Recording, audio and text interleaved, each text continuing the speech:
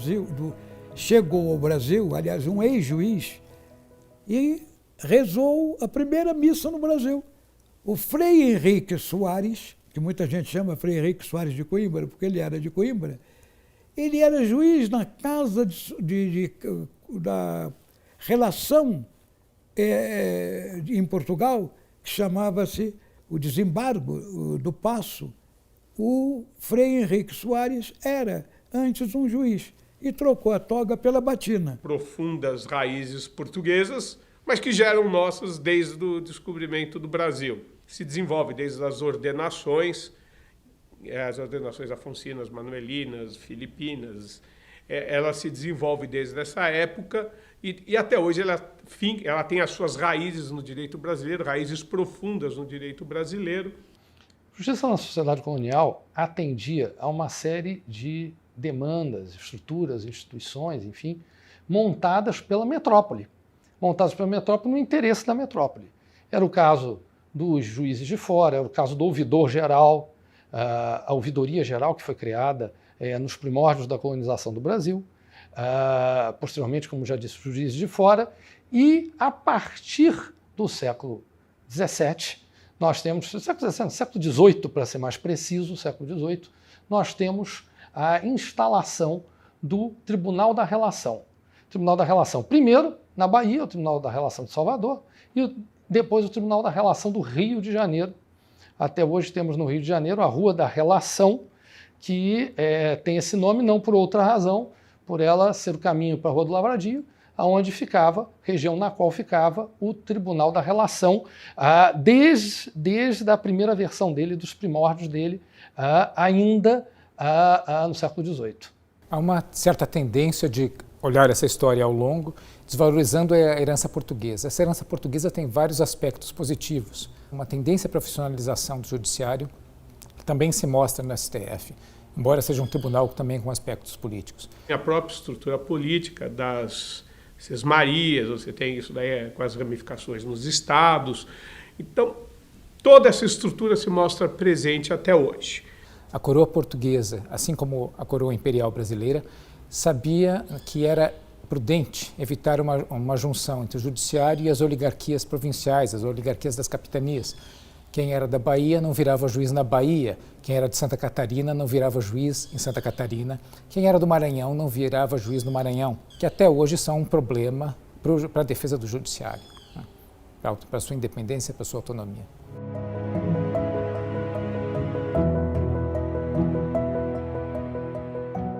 Quando houve a invasão francesa em Portugal, houve a transmigração da família real, ele chega à Bahia, mas logo depois se instala no Rio de Janeiro. A colônia muda de status, também com ela chegam estruturas mais sofisticadas de administração da justiça. E aí sim é criada a Casa da Suplicação do Brasil.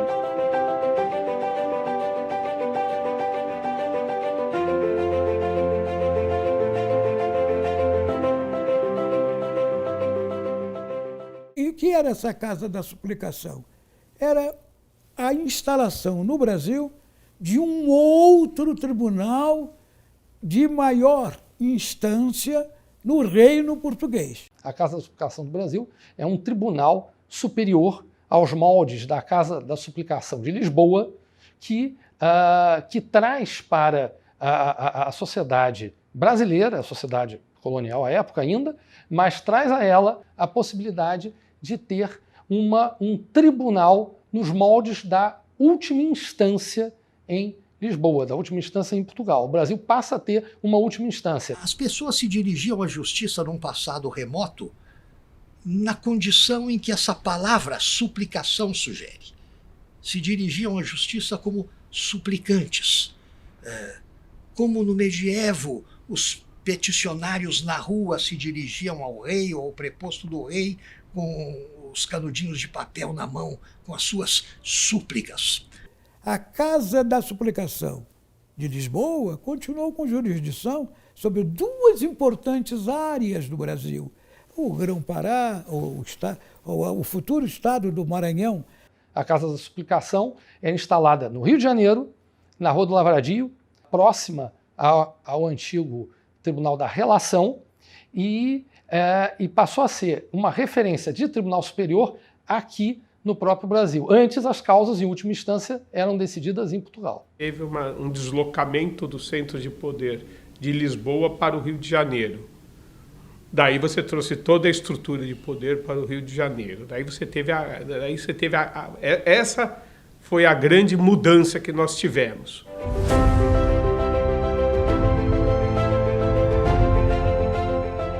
Com a independência do Brasil, em 1822, é feita a primeira Constituição Brasileira, de 1824, e a Casa da Suplicação do Brasil passa a ter uma nova conformação e também passa a ter um novo nome. É criado oficialmente o Supremo Tribunal de Justiça. O Supremo Tribunal de Justiça, este a gente pode considerar, assim, o embrião do Supremo Tribunal Federal.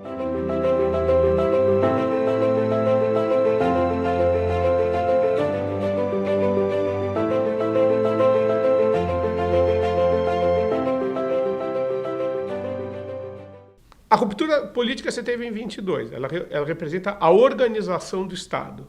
Ela representa a organização de um braço do Estado, que é o braço do Poder Judiciário. A ideia dos criadores do Supremo Tribunal de Justiça, como o Marquês de Caravelas, era de replicar no Brasil o modelo judiciário francês, cujo órgão de cúpula era um tribunal de cassação. Tá? Então, e o modelo do Supremo Tribunal de Justiça do Brasil acabou sendo replicado em Portugal. Então, Portugal depois teve uma casa...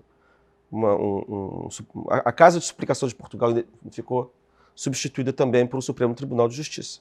Partiu de uma ideia de que o Supremo Tribunal Federal, a função primacial deles é manter a uniformidade da jurisprudência da legislação ordinária. Ela funciona já antes da independência, mas ela funciona também depois da independência como uma justiça moldada nos padrões europeus, ou seja, uma justiça que não é um poder do Estado, que não tem autoridade para derrubar atos de governo e muito menos leis do parlamento. Ninguém podia contestar perante um juiz, olha que heresia, contestar perante um juiz uma lei passada pelo parlamento, como se o juiz pudesse ter autoridade para discutir o mérito de uma lei.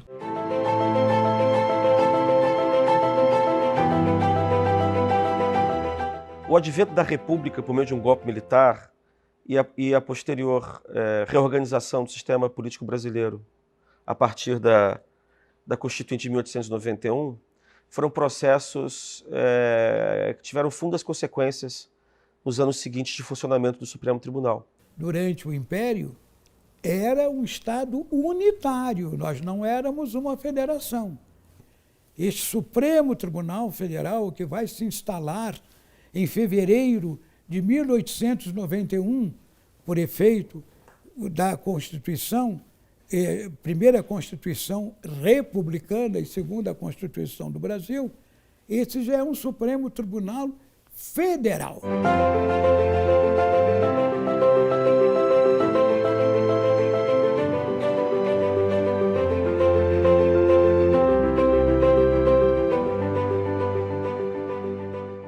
O Supremo Tribunal de Justiça passa a ser o Supremo Tribunal Federal.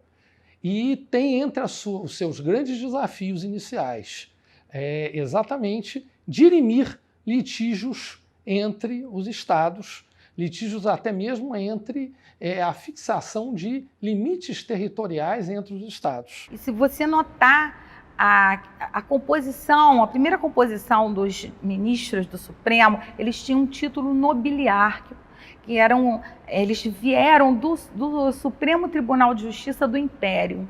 Só que esse Supremo Tribunal de Justiça não tinha nada a ver com o Supremo Tribunal Federal, era um outro tribunal muito mais poderoso, muito mais independente. No período republicano, o Supremo Tribunal passou a funcionar conforme um modelo bastante distinto, né? Ele passou a funcionar a partir do modelo da Suprema Corte norte-americana e não mais no modelo do Tribunal de Cassação francês. Ele se americanizou e se deseuropeizou, por assim dizer. Foi tudo isso que a República modificou quando abandonou o modelo europeu e nos aproximou do único modelo de justiça como poder do Estado, que era o modelo norte-americano.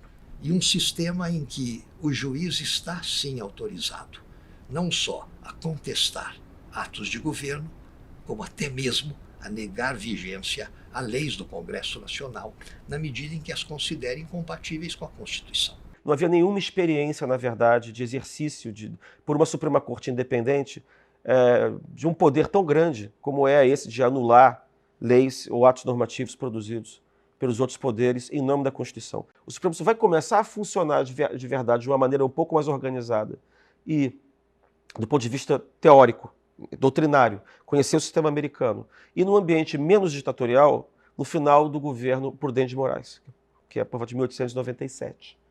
Tá? Ali você vai ter uma tentativa de assassinato do presidente da República. O presidente da República vai decretar estado de sítio, vai mandar prender todo mundo da oposição, como se não houvesse, como se o estado de sítio suspendesse as imunidades parlamentares, tá? E o Supremo Tribunal Federal, com um voto encabeçado pelo ministro Lúcio de Mendonça, vai mandar soltar os presos. A importância do Rui Barbosa na construção do Poder Judiciário dessa época foi fundamental, porque ele não só atuou na Constituinte, trazendo emendas para construir o Supremo no mesmo moldes da Corte Suprema Americana, como também ele atuou como advogado, auxiliando, trazendo informações para esses ministros que vieram, inclusive, do Império, que não tinham ainda a noção, não estavam ainda conscientes da grandeza do poder que era o Supremo Tribunal, não só como órgão recursal da Justiça Federal, mas também como guardião da Constituição.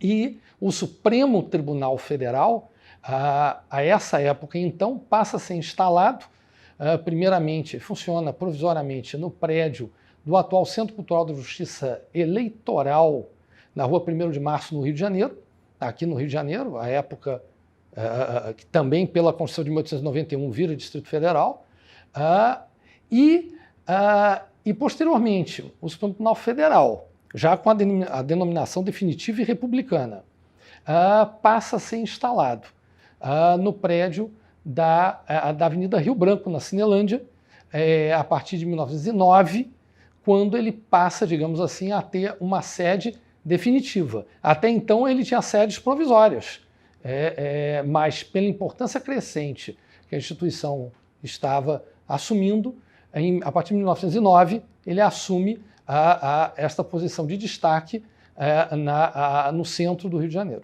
Os primeiros casos sérios de funcionamento do Supremo Tribunal, em que ele vai ter que se pronunciar e exercer o controle de constitucionalidade, aparecem justamente nas primeiras decretações do estado de sítio por parte do Marechal Floriano Peixoto, né? Ele decreta o estado de sítio de maneira completamente leviana, tá, para reprimir a oposição.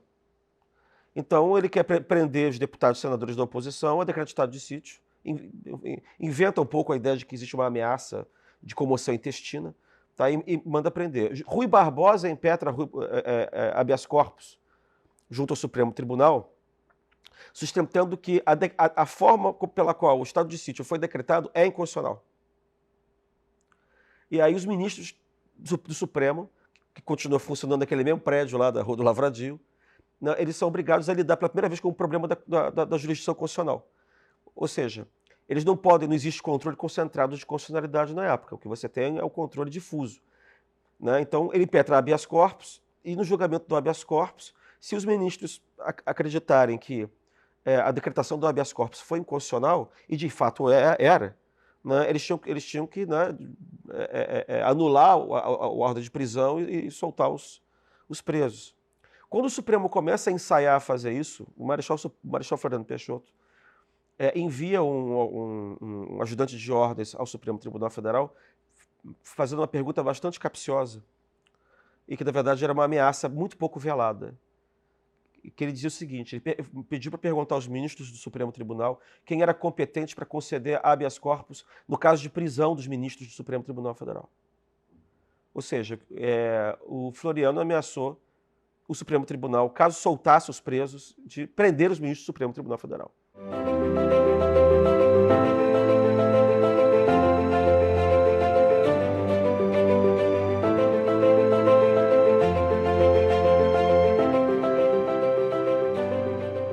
Todas essas questões, de um jeito ou de outro, quando tinham uma feição judiciária, elas iam parar no Supremo Tribunal Federal. Assim foi em relação às disputas entre estados, assim foi em relação até mesmo à Guerra do Contestado, assim foi em relação à criação da doutrina do habeas corpus. Antes de 1934 não havia mandado de segurança no ordenamento jurídico brasileiro. E ilustres ministros do Supremo Tribunal Federal do começo do século XX se dedicaram a desenvolver e a prestigiar a chamada doutrina brasileira do habeas corpus, dando ao habeas corpus a possibilidade de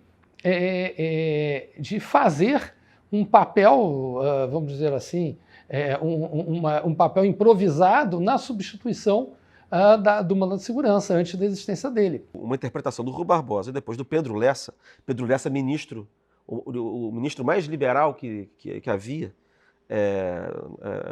acho que houve na Primeira República do Brasil, eles entendiam que o habeas corpus não era só para garantir a liberdade de ir e vir. Eles diziam que o habeas corpus, na verdade, servia como remédio a qualquer arbitrariedade praticada pelo governo. E, de fato, na Constituição da República, a definição do habeas corpus, lembra que não tinha mandado de segurança também. Não tinha mandado de segurança, não tinha mandado de injunção, não tinha nada. O que tinha só era o habeas corpus. Então você dizia que o habeas corpus era o remédio que cabia. A Constituição dizia isso, não dizia que era só para garantir a liberdade de ir e vir. O Supremo tinha como função principal o recurso extraordinário. E os juízes seriam juízes estaduais de um lado, juízes federais de outro. Isto vai mudando até 1926, quando se realiza a reordenação mais eloquente, mais positiva. Nessa reforma, a grande inovação foi a volta do habeas corpus ao seu modelo inicial de proteção da liberdade individual. Antes, desde a República até 26, uma grande criação do Supremo Tribunal, que foi uma ampliação corajosa do habeas corpus para a proteção não apenas da liberdade pessoal e da rigidez, para abranger o que viria a ser depois a substância do mandado de segurança. Então, nesse período que aparece o que eu posso chamar de judiciarismo, o do Rui Barbosa, e ao mesmo tempo aparece um reforço do antijudiciarismo, a ideia de que o Supremo não pode se meter em nada disso. A ideia de que se os juízes começarem a tratar de política, o que vai acontecer?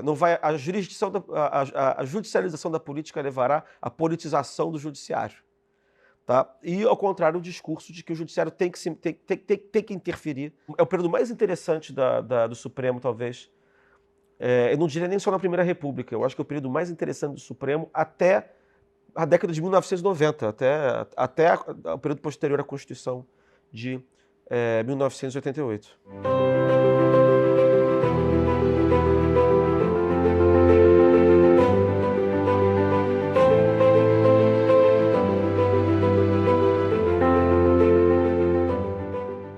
E neste prédio ocorreram julgamentos relevantíssimos, históricos, importantíssimos, e dentre eles o julgamento da extradição da Olga Benário Prestes. Olga Benário, esposa do Luiz Carlos Prestes, que foi extraditada grávida, foi extraditada para a Alemanha e que foi objeto de um habeas corpus, à época impetrado por Heitor Lima, seu advogado, e pretendendo que a extradição não se consumasse, exatamente porque ela estava grávida e, enfim, havia uma série de outras questões próprias que enfatizavam a necessidade da permanência dela no Brasil e que não haveria, digamos assim, do ponto de vista legal, motivos completos para essa extradição.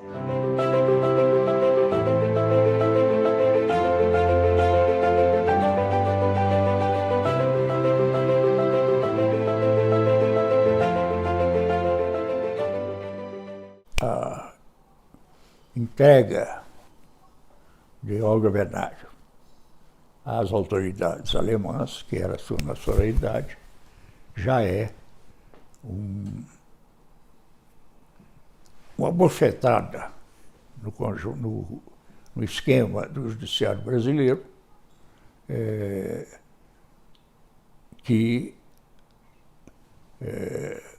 por exemplo, João Mangabeira taxou de a pior página do Supremo Tribunal Federal.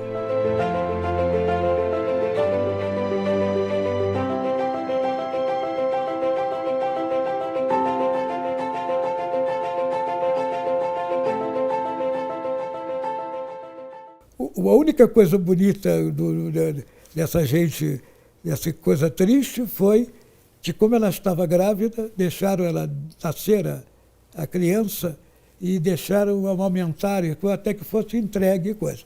O resto é uma história que todo mundo conhece, a entrega. O Supremo Tribunal Federal, à época, julgou conforme a lei da época, e é uma página polêmica em toda essa história de muitos acertos e muitas glórias.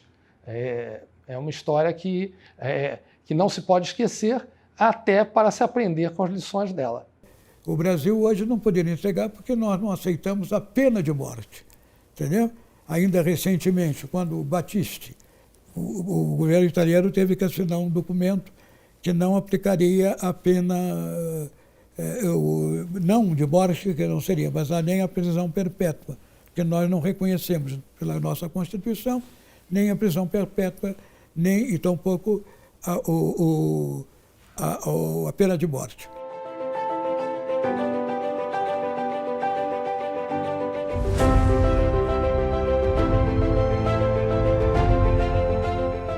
Você passa aí na porta, as pessoas passam e não se dão conta de que esse prédio não há outro igual, com a mesma força do que esse prédio. E o Rio de Janeiro era o Distrito Federal, não tinha Brasília. O centro cultural, o centro político, o centro de tudo. Então o Supremo tinha ali uma presença muito forte, porque estava ali na Cinelândia, estava ali naquele velho prédio que existe até hoje.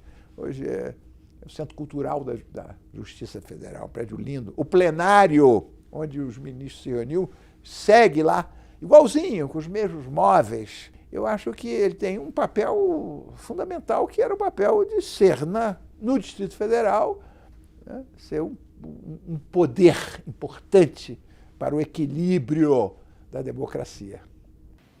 E aqui realizou as sessões, tem a sala de sessões aqui do Supremo.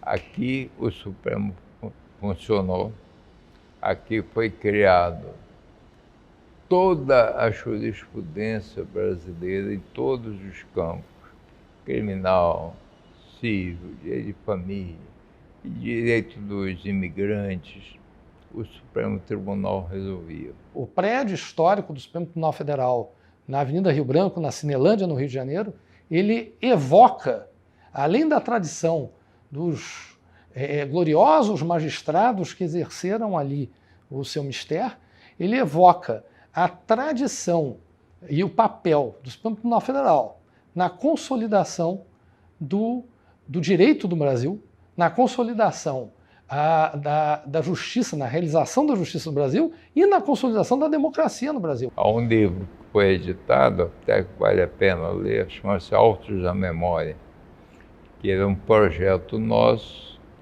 numa ex-extinta fábrica de perfumes em São Cristóvão, que se tornou o nosso arquivo geral. Os processos eram remetidos para lá. Através de convênio com a Universidade Federal Fluminense, nós reorganizamos o arquivo, cerca de 17 mil processos foram higienizados, catalogados, digitalizados e arquivados. De sorte que a pesquisa histórica hoje é relativamente simplificada, fácil, em razão da organização desse arquivo. Mesma coisa para decoração, nós achamos lá processos com tecidos plásticos originais do início do século XIX, cortinas e revestimentos de móveis, etc. Então esse prédio tem isso, tem essa história forte atrás dele, que nenhum outro prédio tem. Aqui foi feito a justiça brasileira, os precedentes da justiça brasileira. Então, o Centro Cultural tinha uma responsabilidade com esses ministros. E a responsabilidade foi a restauração documental dos processos históricos e a restauração da memória oral das pessoas que ajudaram a restauração da Justiça Federal.